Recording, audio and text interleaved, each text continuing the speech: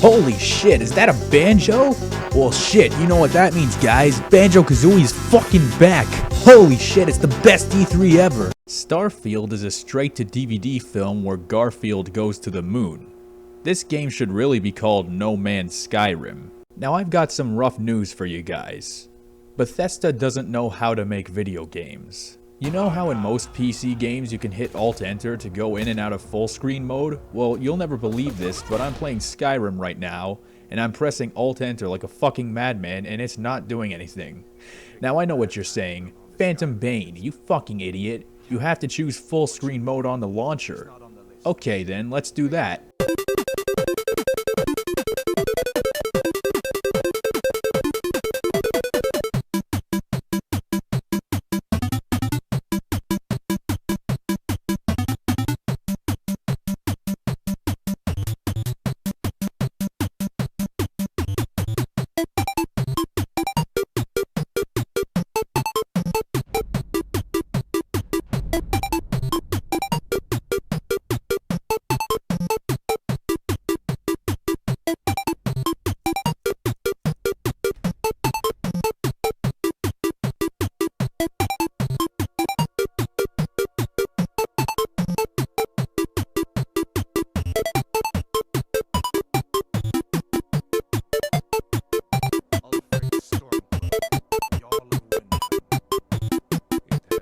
If I'm being completely honest, even if I could play this game in full screen, I don't think I'd even really want to. Skyrim has done such a great job at creating a game world with such massive size and scale, but the actual game itself always felt to me to be pretty boring.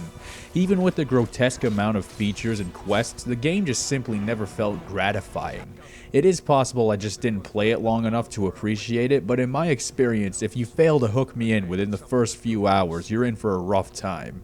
Every game I consider to be good always has a strong start. Skyrim looks like it's going to be cool with a dragon coming in and saving you from execution, but after that it just slows way the fuck down.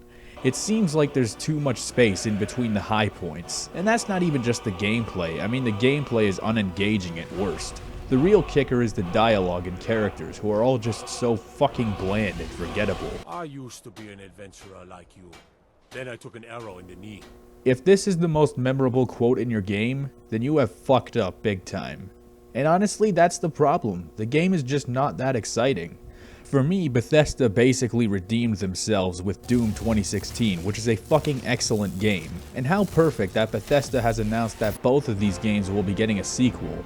I hope they keep up the momentum for Doom, and that they make Elder Scrolls 6 just way more exciting overall than its predecessor. As I was saying, Doom is possibly one of the most hyper-intense fucking apeshit FPS games I have ever played. There's Red Bull, there's cocaine, then there's this fucking game. It's crazy. When you crank the difficulty up to nightmare mode and fucking blast your way through a wave of nightmare creatures and end up standing there victorious as their corpses litter the ground, it creates a feeling in your brain that I didn't even know fucking existed, and I certainly didn't expect to get it from a video game. You blast through that wave of enemies and then you just sit back in your chair and you can feel the dopamine just flooding into the folds of your brain. It's fucking incredible. Demonic presence eliminated. Lockdown disengaged.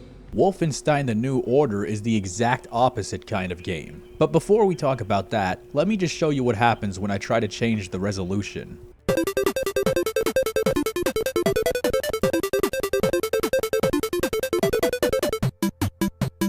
Now Wolfenstein, it's a good game. They did a great job by adding in all sorts of cool shooting and cover mechanics in addition to some stealth elements, but I feel like there was just way too much meandering.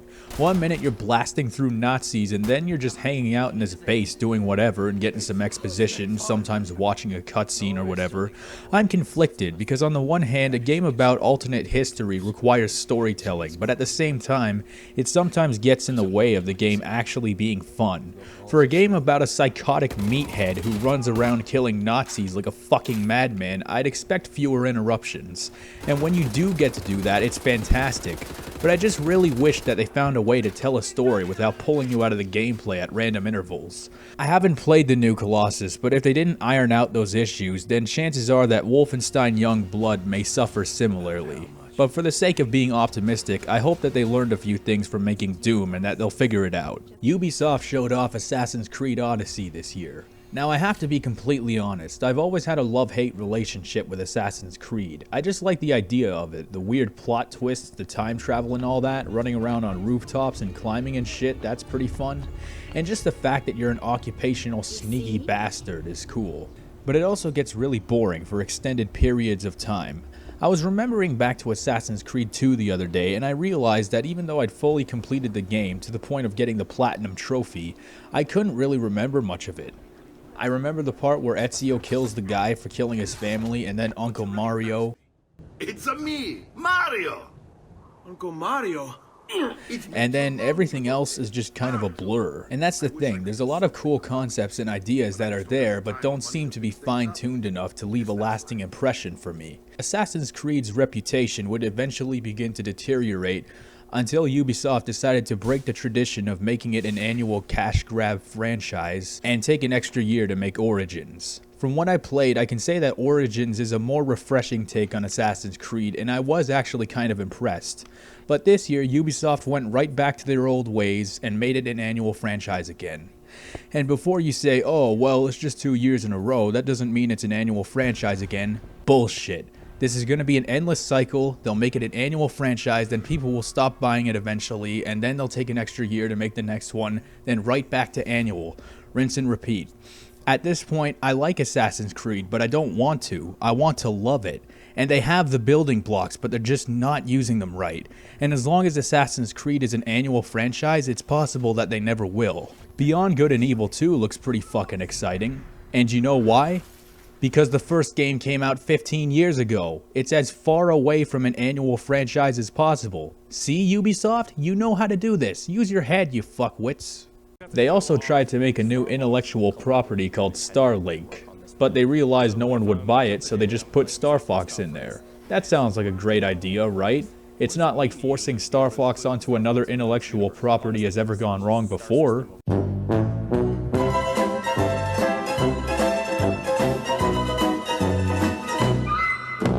Microsoft was also present at E3.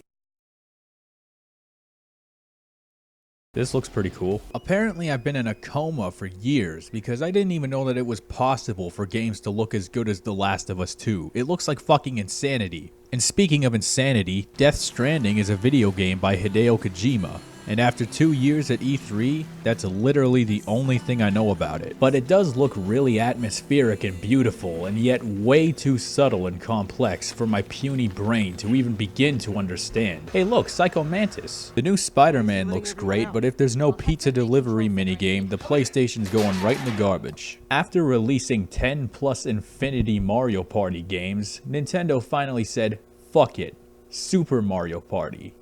And at E3 2019 next year, new Super Mario Party. Guess that's about it.